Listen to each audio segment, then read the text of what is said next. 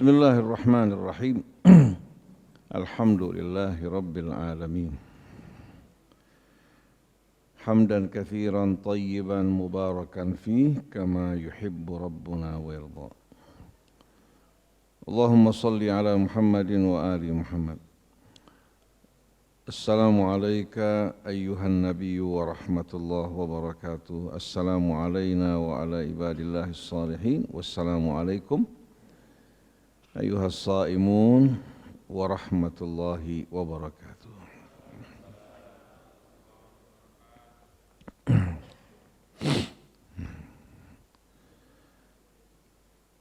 Di antara hal yang dapat hadirin sekalian merusak kehidupan manusia, bahkan bukan kerusakan yang sifatnya lokal tapi menyeluruh, adalah al-ya'su min rahmatillahi azza wa jal, berputus asa dari rahmat Allah. Hingga Allah berfirman, wala yai'asu min rauhillahi illal qaumul kafirun. Tidak ada orang yang putus asa dari rahmat Allah, dari pertolongannya, dari bantuannya, kecuali orang-orang yang kafir dan ingkar. Begitu seorang berputus asa, maka dia akan kehilangan harapan hidupnya. Seluruh kehidupannya akan porak-poranda, baik pribadinya, rumah tangganya, masyarakatnya, bahkan bisa melakukan berbagai macam kejahatan. Nah, di antara wasiat-wasiat Allah Subhanahu wa taala, kelanjutan dari kajian kita kemarin adalah peringatan Allah Subhanahu wa taala agar kita selalu betul-betul berharap kepada rahmat Allah, tidak membiarkan syaitan membuat kita putus harapan. Allah jelaskan salah satu efek di saat manusia berputus asa dari rahmat Allah. Wala taqtulu auladakum khasyata imlaqin nahnu narzuquhum wa iyyakum. Inna qatlahum kana khit'an kabira. Ini dalam suratul Isra, dalam suratul An'am, wala taqtulu auladakum min imlaq nahnu narzuqukum wa iyyahum. Jangan sekali-kali kalian membunuh anak-anak kalian karena takut kelaparan, kemiskinan, dan tidak dapat menjalani kehidupan. Kalau dalam surah Al-An'am, jangan kalian membunuh anak-anak kalian min imlaq, artinya sudah terjadi kemiskinan. Jangan pernah berputus asa dari rahmat Allah.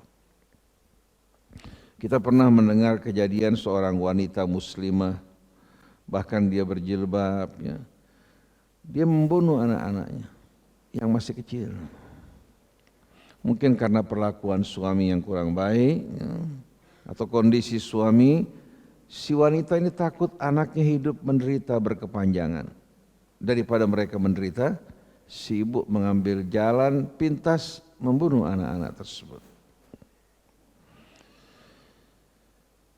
Dan banyak kita jumpai orang-orang yang kehilangan lapangan pekerjaan, yang mengalami kebingungan, atau yang putus cinta. Dia menganggap kebahagiaan dia hanya ada pada wanita yang dicintai di saat dia terpisah.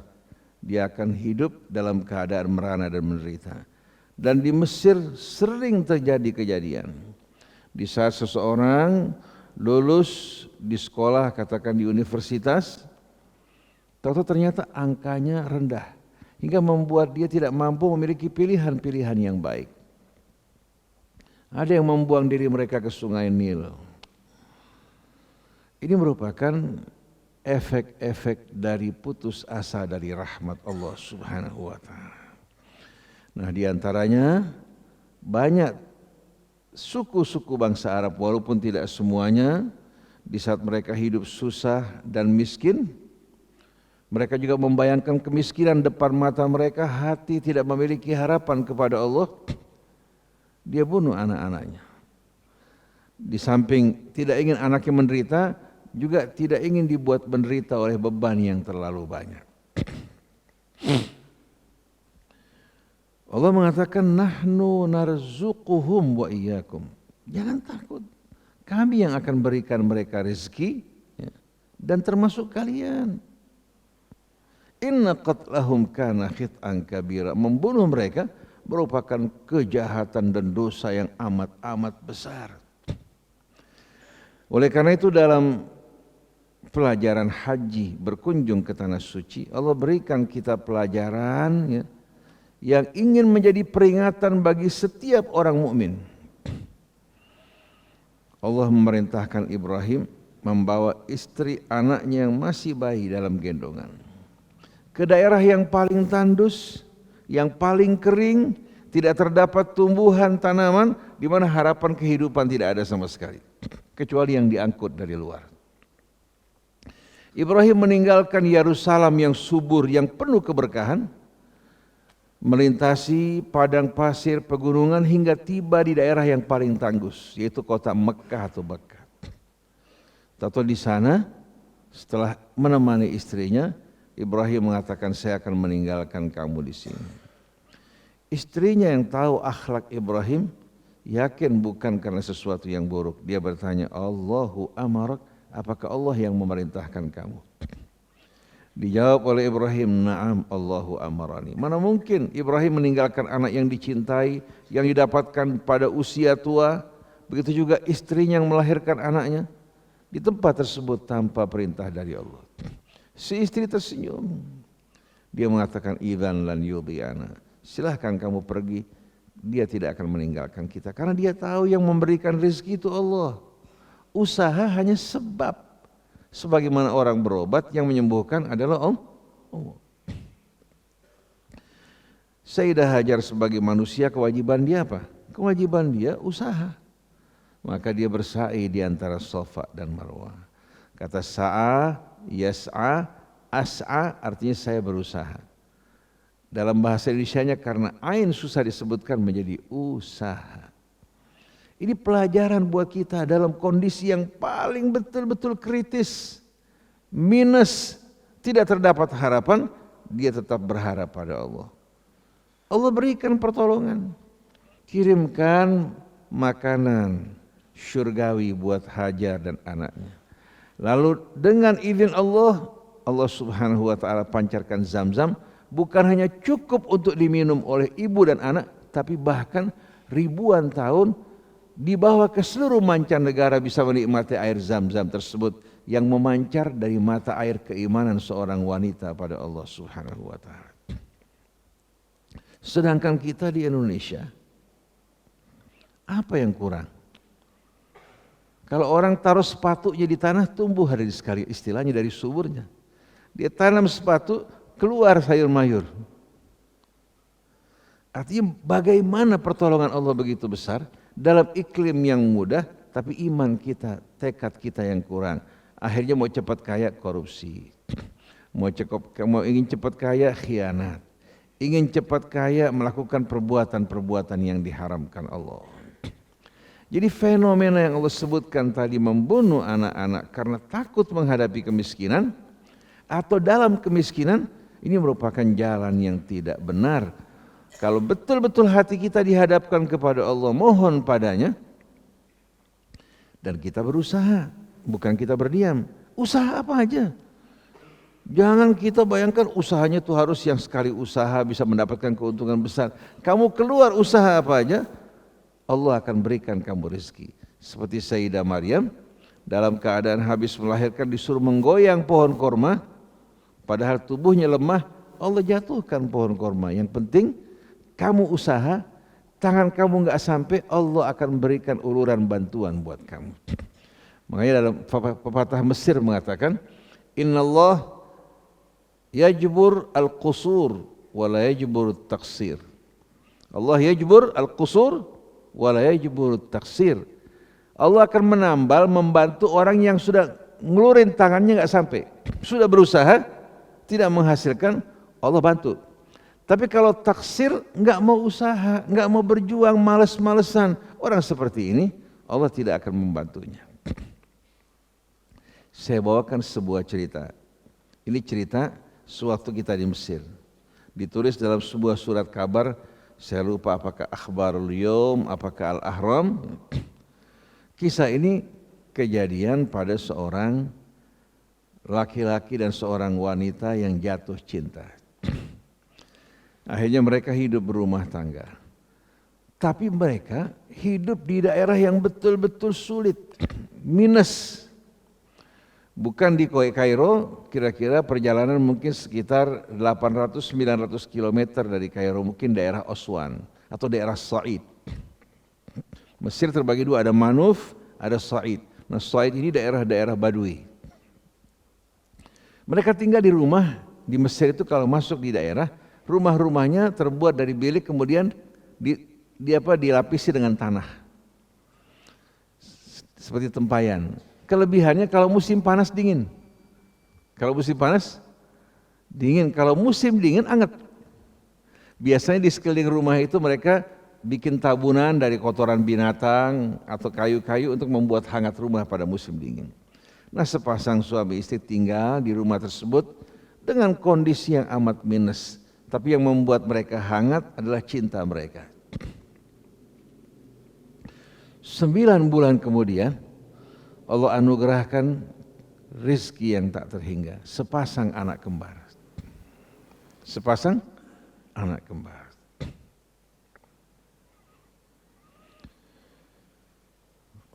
Pada saat itu dengan sendirinya hatinya luar biasa gembiranya, anak pertama ini. Walaupun bebannya berat, tapi dengan kedatangan anak membuat mereka betul-betul bahagia. Mereka bersama-sama mengurus anak mereka dengan susah payah untuk berusaha untuk dapat mencukupi. Ternyata tahun kemudian hamil lagi. Setahun kemudian dia hamil, melahirkan anak lagi, kembar lagi 2 hari sekalian. Hati mereka senang, tapi di samping senang, bayangan ya Allah, menghidupkan anak 2 saja sudah susah luar biasa, sekarang 4 anak. Tapi dia masih mohon pada Allah Subhanahu wa taala bantuannya, dia masih percayakan hidupnya pada Allah. Ternyata rupanya wanita ini subur. Tidak berlangsung lama lagi dia hamil. Pada saat akhir kehamilannya, si laki-laki bilang sama istrinya, kalau seandainya kamu melahirkan kembar lagi, kelihatannya kita nggak bisa lanjut ini. Bukan saya nggak cinta sama kamu, tapi beban nggak mampu untuk saya pikul maupun kamu pikul. Jadi kalau sampai melahirkan kembar lagi 2, saya memilih untuk berpisah. Si perempuan berdosa enggak? Si laki-laki juga enggak bersalah. Subhanallah, pada saat melahirkan keluar 1 masih mules lagi. Di sana kan enggak ada USG hari ini sekalian. Keluar yang kedua lagi, si istri mandang suaminya. Ternyata si istri mules kembali, lahir yang ketiga. Ini true story ini. Si laki-laki begitu lihat anak yang ketiga, dia memandang istrinya sama-sama bingung. Karena sumpahnya kalau kembar 2, sekarang Allah kasih 3 sekaligus. Akhirnya laki-laki ini sujud langsung. Dia bertobat pada Allah dari mulutnya. Dia bilang, ya Allah, berapapun yang kamu berikan, kami siap untuk menerima. Tapi bantulah kami ya Allah, mudahkan rezeki kami. Allah kabulkan permintaannya. Akhirnya laki-laki ini berusaha, kemudian dengan rahmat Allah berkenalan dengan seseorang, lama-kelamaan menjadi pengusaha yang paling kaya di kampungnya. Jadi tambahnya anak bukan berarti hidup kita makin susah, beban semakin berat. Enggak punya anak juga kalau Allah enggak bantu, hidup semakin berat. Jadi kenapa kita lupa kepada Allah yang tidak pernah sekejap pun meninggalkan kita. Tapi selalu kita kalau lagi senang, lagi aman, lagi kuat, kita lupa sama Allah. Baru kalau sudah mulai kejepit lagi, ya Allah, urzuqna ya Allah, ada yang sakit ishfina ya Allah, betul enggak? Mulai berhutang juga, terus kita rajin berdoa pada Allah. Begitu kita bebas dari hutang, uang kita berlebihan, mulai berencana. mau jalan-jalan liburan ke Bali, liburan ke sana, mau senang-senang ke sana, dia nggak berpikir dengan uangnya coba berbagi dengan sesamanya. Dia pernah mengalami susah, masih banyak orang susah di sekelilingnya, kenapa nggak berbagi dengan mereka? Oleh karena itu Allah bilang, fadhkuruni adzkurkum, ingat saya akan selalu mengingat kalian. Washkuruli wala takfurun, dan bersyukurlah kepadaku, jangan sekali kalian ingkar. Jadi kita lihat hadirin sekalian, bahaya putus asa dari rahmat Allah sama saja mengingkari Allah Ta'ala. Seolah-olah Allah tidak ada, seolah-olah yang menjadi pelaku di alam raya ini adalah kita atau makhluk yang lain. Padahal yang menjadi pelaku yang sebenarnya adalah Allah. Rizki kita sebagian besar ditahan oleh Allah, menunggu kita berdoa. Qul ma ya'ba'u bikum rabbi laula du'aukum, katakan Tuhan kalian tidak peduli terhadap kalian kecuali kalau kalian minta. Jadi sebahagian dari usaha pun hanya sebab, yang memberikan dan menumbuhkan adalah Allah. Sebahagian lagi tinggal menunggu doa dari kita semua. Wa qala rabbukum ud'uni astajib lakum. Tuhan kalian berkata, mohonlah kepadaku, niscaya aku akan mengabulkan permintaan kalian. Kita pasti pernah berjumpa dengan orang-orang yang tadinya berputus asa dari rahmat Allah. Tahu-tahu Allah bukakan pintu rahmatnya. Nah, tambahan kisah satu lagi. Ini sebuah kisah kejadian yang difilmkan di Mesir. Di mana judulnya hari ini sekalian nahas. Tahu nahas enggak? Nahas itu bahasa Arab. Nasibnya nahas. Artinya apa? Sial. Ada seorang laki-laki menikah dengan seorang wanita, laki-lakinya tampan, gagah, wanitanya juga cantik. Subhanallah, ini laki-laki setiap pegang usaha apa aja hancur. Mengerjakan apa saja hancur. Dan dia merasakan bahwa ini dari mulai bawah selalu begitu. Selalu dia mulai usaha, mulai mengerjakan, sampai orang mengatakan kamu ini nahas. Karena kalau lingkungannya, keluarganya mengatakan begitu, bagaimana? Dia nggak merasa tertekan batinnya. Dia berumah tangga juga, ternyata selalu dia menimbulkan kesialan dalam rumah tangganya. Sampai satu hari, dia putuskan ingin bebas dari kehidupan ini.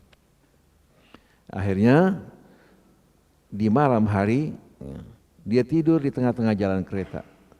Berharap dirinya untuk apa? Untuk berakhir.